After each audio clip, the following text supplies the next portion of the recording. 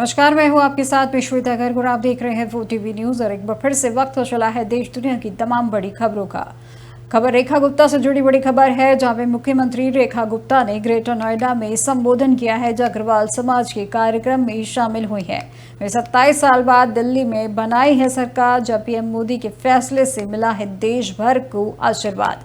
दरअसल ग्रेटर नोएडा में महाराजा अग्रसेन भवन के उद्घाटन कार्यक्रम में दिल्ली की मुख्यमंत्री रेखा गुप्ता ने शिरकत की। इस दौरान उन्होंने कहा कि दिल्ली में हमने 27 साल बाद सरकार बनाई है। जब प्रधानमंत्री नरेंद्र मोदी ने मुझे मुख्यमंत्री घोषित किया, तब अग्रवाल समाज में एक नया उत्साह देखने को मिला है और मुझे पूरे देश से आशीर्वाद मिला है।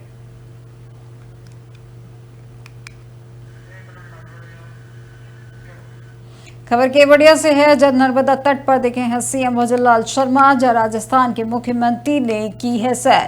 केंद्रीय मंत्री भूपेंद्र यादव भी साथ में रहे मौजूद, जब नर्मदा नदी के पवित्र तट पर साधना का क्षण।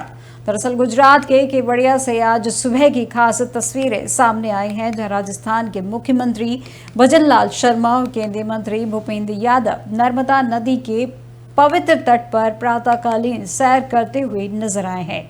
दोनों नेता शांत वातावरण में सुबह की ताजगी के साथ प्राकृतिक सौंदर्य का आनंद लेते हुए दिखाई दिए। ये दृश्य सिर्फ सैर का नहीं, बल्कि एक आध्यात्मिक जुड़ाव का भी प्रतीक है।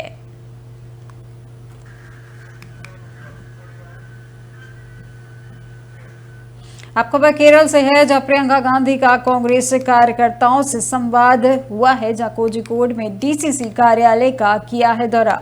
वे राहुल गांधी भी रहे हैं साथ में, जहां पर चुनावी रणनीति पर चर्चा की गई और संगठन को मजबूत करने पर जोर दिया गया। दरअसल केरल के कोझिकोड जिले में कांग्रेस की चुनावी तैयारियों को धार देने के लिए प्रियंका गांधी वाड्रा ने जिला कांग्रेस कमेटी कार्यालय का दौरा किया है। उन्होंने पार्टी कार्यकर्ताओं से मुलाकात कर आगामी उपचुनाव को लेकर रणनीति पर चर्चा की और संगठन को मजबूत करने का संदेश दिया है। इस दौरान राहुल गांधी भी मौजूद रहे और पार्टी के प्रयासों को समर्थन दिया। प्रियंका का यह दौरा कांग्रेस के जमीनी स्तर पर अभियान को और तेज करने की दिशा में अहम माना जा रहा।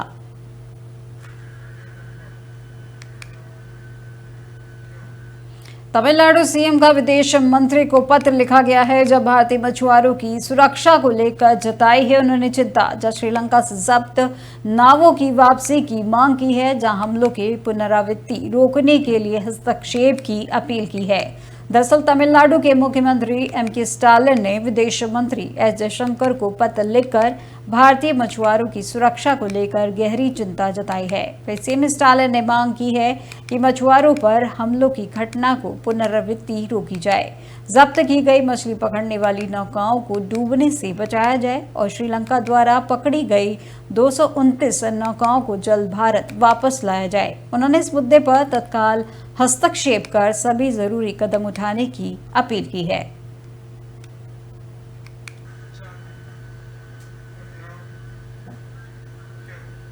अब खबर जयपुर से है, जहां गहलोत का राज्य सरकार पर निशाना साधा है, जहां पर राज्य में अवैध खनन की बाढ़ और अशोक गहलोत ने कहा है, जहां पर उन्होंने कहा कि भ्रष्टाचार और शासकीय अनदेखी पर उन्होंने चिंता जताई है। उसी के साथ उन्होंने सरकार किस दिशा में जा रही है कोई नहीं जानता।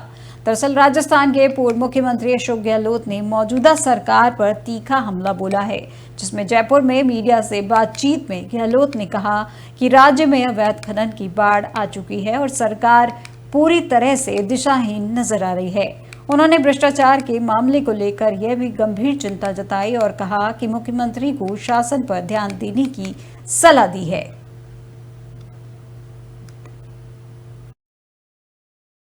मैंने कह दिया, अगर 10 करोड़ का सौदा हो रहा था, इसका मतलब वहाँ कितना बड़ा अवैध खनन हो रहा था।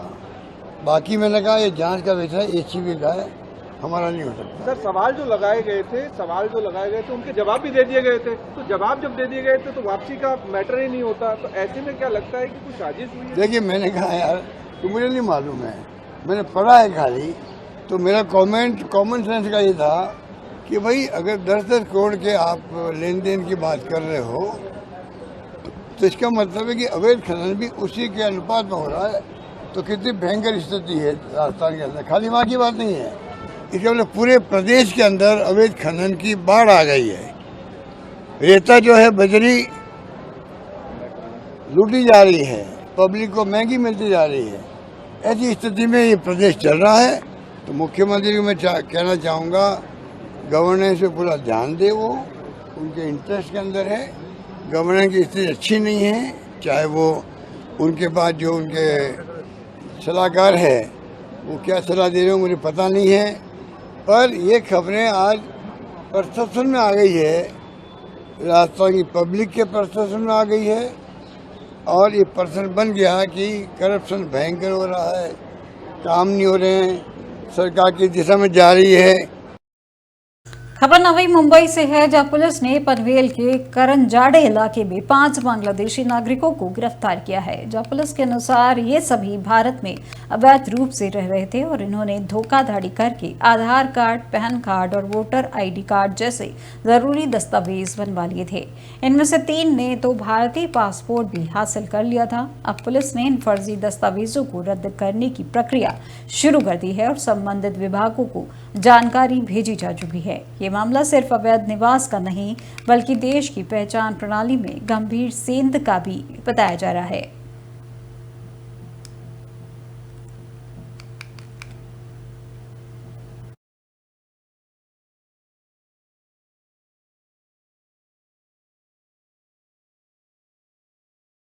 अब खबर चंडीगढ़ से है, जहां अवैध कॉलोनियों पर बुलडोजर चला है। जहां सेक्टर 25 में तोड़फोड़ अभियान शुरू किया है, जहां प्रशासन की सख्ती पर अतिक्रमण पर कार्रवाई की गई, जहां मौके पर तैनात भारी पुलिस बल रहा है। वहीं दरअसल चंडीगढ़ के सेक्टर 25 में अवैध कॉलोनियों के खिलाफ प्रशासन ने आज बुलडोजर की कार्रवाई शुरू कर दी है। वहीं तोड़फोड़ अभियान के दौरान कानून व्यवस्था बनाए रखने के लिए मौके पर भारी पुलिस बल तैनात किया गया। वहीं प्रशासन की सख्ती साफ संकेत दे रही है कि अवैध निर्माण को अब किसी भी हाल में बर्दाश्त नहीं किया जाएगा।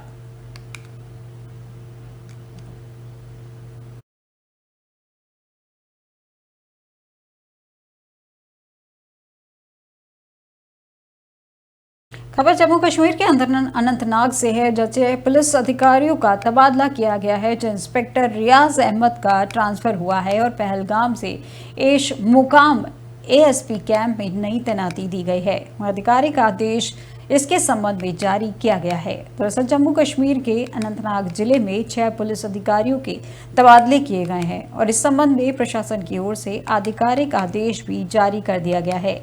इंस्पेक्टर रियाज अहमद को पहलगाम पुलिस स्टेशन से स्थानांतरित कर अब एएसपी कैंप एश मुकाम में नई जिम्मेदारी दी गई है। इन तबादलों को प्रशासनिक दृष्टिकोण से अहम माना जा रहा है।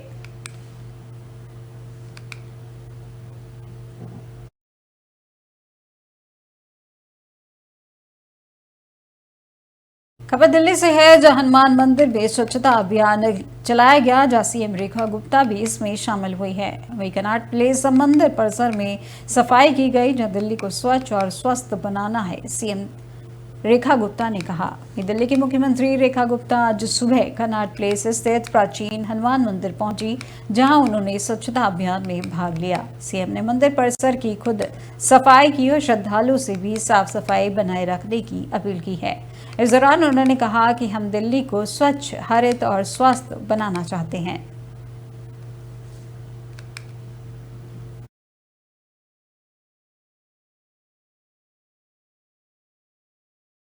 और अब अमरोहा से इस वक्त की बड़ी खबर सामने आ रही है, जहां क्रिकेटर मोहम्मद शमी को जान से मारने की धमकी मिली है। जहां साइबर सेल से शिकायत की गई, जिसमें मामले में जांच शुरू की गई है। बताया जा रहा है कि ईमेल के जरिए भेजी गई थी धमकी, जहां उसको लेकर अब सुरक्षा बढ़ाई गई है। वहीं पुलिस ने आरोपियों के खिलाफ तकनीकी जाँच तेज की है। दरअसल अमरोहा में क्रिकेटर मोहम्मद शमी को जान से मारने की धमकी दी गई है। शमी के भाई हसीब ने इस संबंध में साइबर सेल से शिकायत की है। धमकी ईमेल के जरिए शमी को भेजी गई थी और इस घटना के बाद साइबर सेल ने मामला दर्ज कर जांच शुरू कर दी है। पुलिस ने आरोपियों का पता लगाने के लिए तकनीकी जांच तेज कर दी है और शमी की सुरक्षा को भी बढ़ा दिया गया है।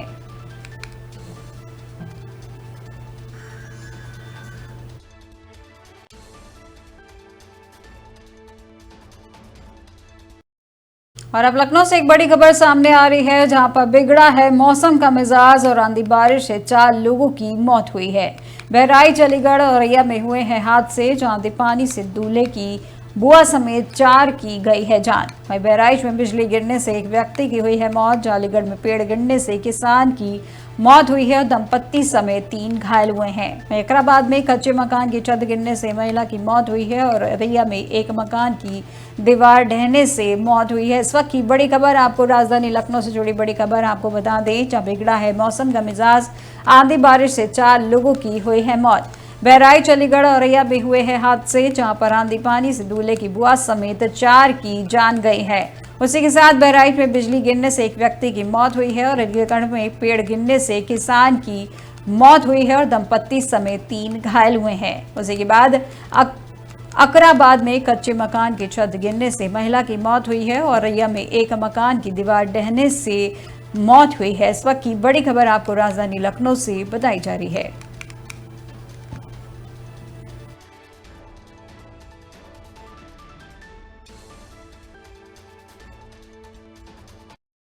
अब खबर झांसी से है, जहां चलती कार में लगी है भीषण आग। जहां आग लगने से कार बनी है आग का गोला। वही चालक ने कूदकर अपनी जान बचाई है। यह पूरी घटना गुरसराय स्कूल के सामने की बताई जा रही है। दरअसल झांसी में डोंडिया से गुरसराय जा रही एक कार में अचानक इंजन में आग लग गई, जिससे कार आग का गोला बन गई। वही कार के चालक ने किसी तरह कूदकर अपनी जान बचाई, लेकिन कार पूरी तरह से जलकर राख हो गई। यह घटना गुरसराय पीएसडी अरजड़िया स्कूल के पास हुई है, जिसमें चालक बाल बचा है।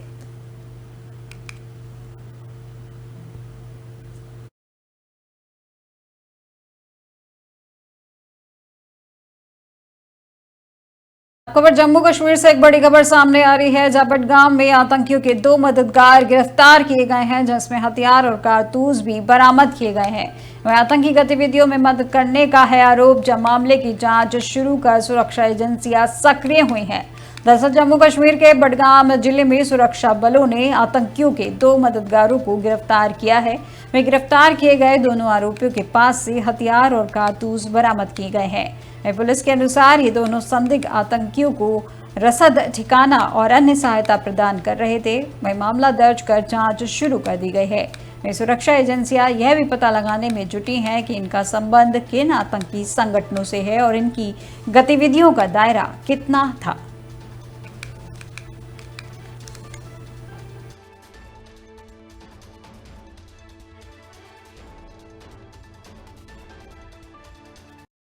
अब खबर दिल्ली से है, जब भारतीय प्रतिभाओं की वैश्विक पहुंच पर बोले हैं विदेश मंत्री। जहां दुनिया में मांग और भारत में उपलब्धता है, अब किया जा रहा है बुनियादी जमीनी कार्य। दरअसल भारतीय प्रतिभाओं की वैश्विक पहुंच पर विदेश मंत्री डॉक्टर एस जयशंकर ने कहा कि दुनिया में मांग है और भारत में उपलब्धता है, तथा भारतीय प्रतिभाओं को वैश्विक पहुंच हासिल करने में सक्षम बनाने के लिए बुनियादी जमीनी कार्य अब किए जा रहे हैं।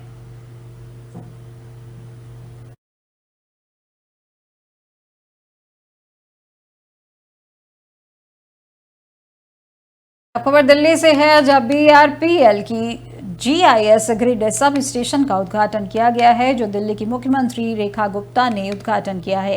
यह दिल्ली के परिवेश के अनुकूल है, सीएम रेखा गुप्ता ने कहा। दरअसल दिल्ली की मुख्यमंत्री रेखा गुप्ता ने बीआरपीएल के 66 11 केवी जीआईएस ग्रिड सब स्टेशन मनागलापुरी का उद्घाटन किया है। और इस दौरान दिल्ली की सीएम रेखा गुप्ता कहती हैं कि दिल्ली सरकार दिल्ली के लोगों को 24 घंटे बिजली देने के लिए प्रतिबद्ध है। यह नई तकनीक का सब स्टेशन है और यह दिल्ली के परिवेश के अनुकूल है। वहीं देश भर में मॉक ड्रिल करने के गृह मंत्रालय के आदेश पर वे कहती हैं कि दिल्ली इसके लिए पूरी तरीके से तैयार है। वहीं दिल्ली के लोग अब सरकार देश के साथ है और हम केंद्र सरकार के हर निर्देश का पालन कर रहे हैं।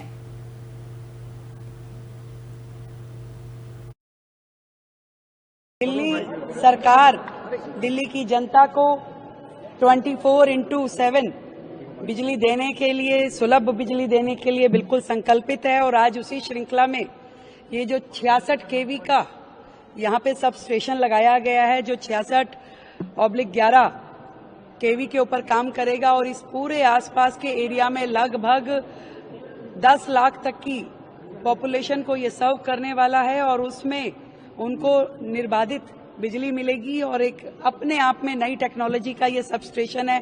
आप देख रहे हैं कि दिल्ली जैसा शहर जहां पे जगह की कमी है और ऐसे में जीआईएस के माध्यम से ये जो मल्टी स्टोरी बिल्डिंग के अंदर हमारा ये पावर स्टेशन बना है, ये अपने आप में दिल्ली की सराउंडिंग को, दिल्ली की सरकमस्टेंसेस को बहुत ज्यादा सूट करता है और बिल्कुल अत्याधुनिक टेक्नोलॉजी के माध्यम से ये यहाँ बनाया गया है। बहुत ही बड़ी उपलब्धि। अब खबर लखनऊ से है, जहां राजधानी लखनऊ में कैबिनेट बैठक का आयोजन किया गया, जब मुख्यमंत्री योगी आदित्यनाथ की अध्यक्षता में हुई है बैठक, जहां कई अहम मुद्दों पर की गई है चर्चा।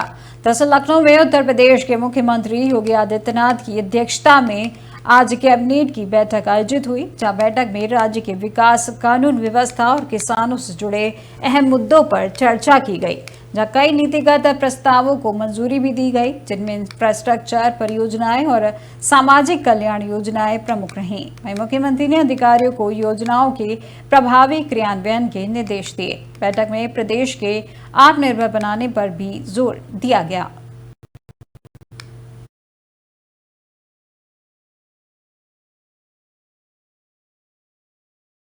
खबर मुंबई महाराष्ट्र से है, जहां राष्ट्रव्यापी मॉक ड्रिल पर संजय राउत ने बयान दिया है, जो उन्होंने कहा कि मॉक ड्रिल तब होती है जब युद्ध जैसे हालात बनते हैं। हमारे पास 1971 और कारगिल युद्ध का अनुभव है। दरअसल मुंबई महाराष्ट्र में कल होने वाली राष्ट्रव्यापी मॉक ड्रिल पर शिवसेना सांसद संजय राउत का बयान सामने आया है, जिसमें उन्होंने कहा कि देश में मॉक ड्रिल तब होती है जब युद्ध जैसे हालात बनते हैं। हमारे पास 1971 और कारगिल युद्ध का अनुभव है। अगर सरकार मॉक ड्रिल करना चाहती है तो ठीक है। वहीं 1971 में संचार का कोई साधन नहीं था, लेकिन आज आप लोगों को बता सकते हैं कि क्या करना है और क्या नहीं करना है।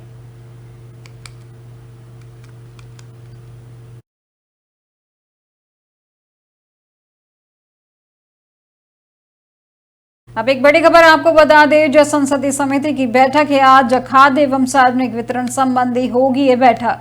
जो समिति शिशु उत्पादों और अन्य खाद्य उत्पादों को लेकर होगी ये बैठक, जहां पैक्ड वस्तुओं के विनिमय को विषय पर होगी चर्चा। वहीं उपभोक्ता मामले, खाद्य एवं सार्वजनिक वितरण पर करेगी चर्चा। इस वक्त की बड़ी खबर आपको बता दें, जहां पर एक बैठक का आयोजन किया गया है और इस बैठक में खाद्य संबंधी मुद्दों पर बात की गई है। वहीं संसदीय समिति की बैठक आज हुई है, जहां पे खाद्य एवं सार्वजनिक वितरण संबंधी की यह बैठक होगी, जहां पे समिति शिशु उत्पादों और अन्य खाद्य उत्पादों को लेकर बैठक करेगी, जहां पैक्ड वस्तुओं के विनिमय के विषय पर भी चर्चा होगी और उपभोक्ता मामले, खाद्य एवं सार्वजनिक वितरण पर चर्चा करेगी।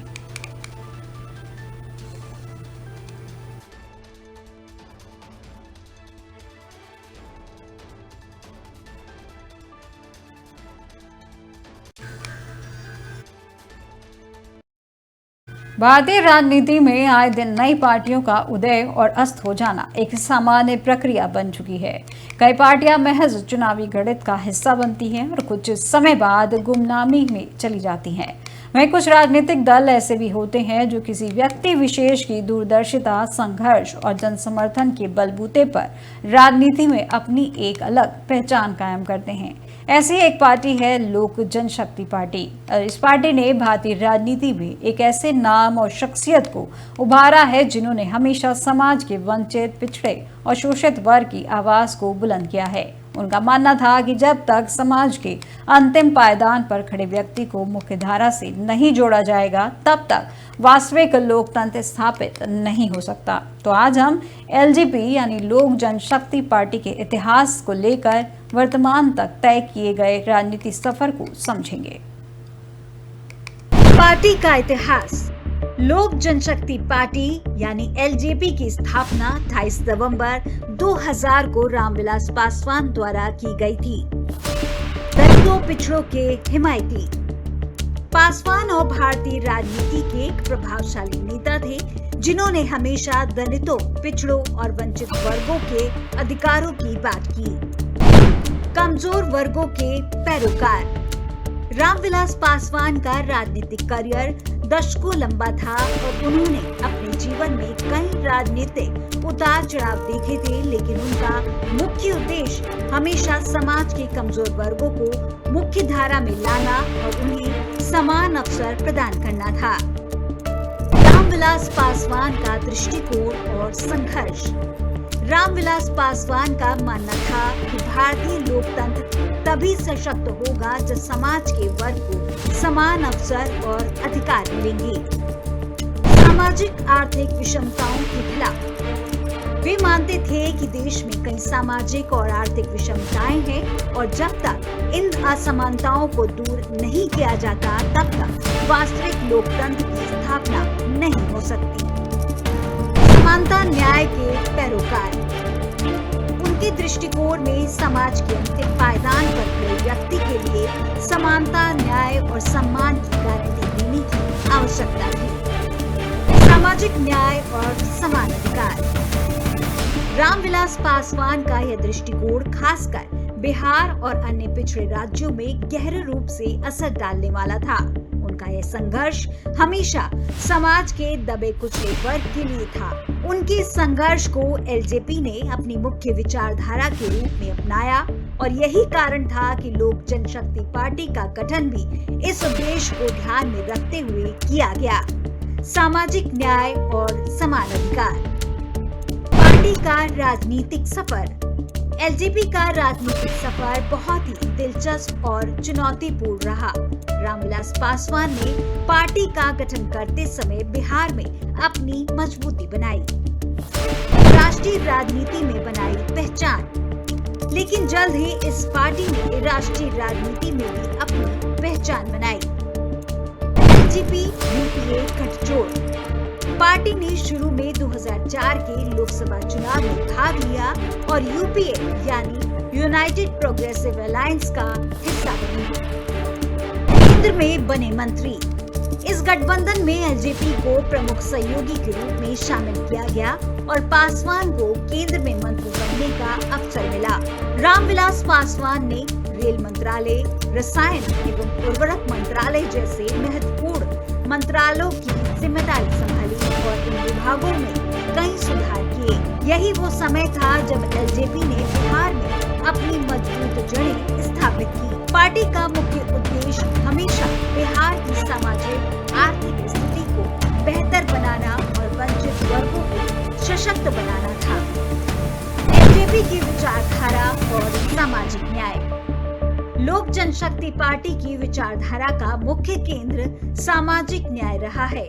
रामविलास पासवान ने हमेशा समाज के पिछड़े वर्गों, दलितों और अन्य वंचित समुदायों के लिए आवाज उठाई। समाज की असमानताओं के सख्त विरोधी।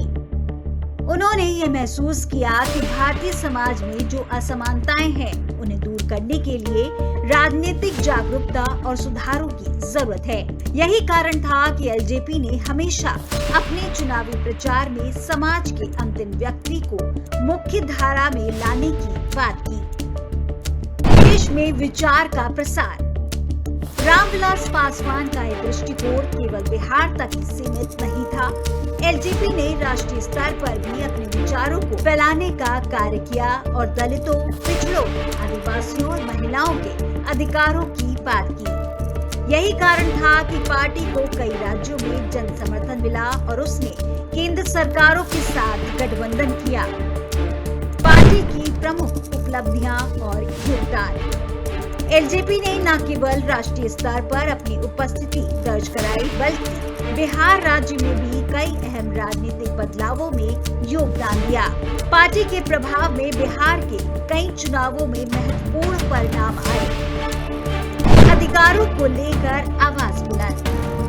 रामविलास पासवान ने देश में आधिकारिक रूप से दलित आरक्षण और आदिवासी अधिकारों के मुद्दे पर आवाज उठाई जो उनके कार्यकाल के दौरान प्रमुख सामाजिक मुद्दों के रूप में उभरे। रामविलास पासवान का निधन और पार्टी का विभाजन।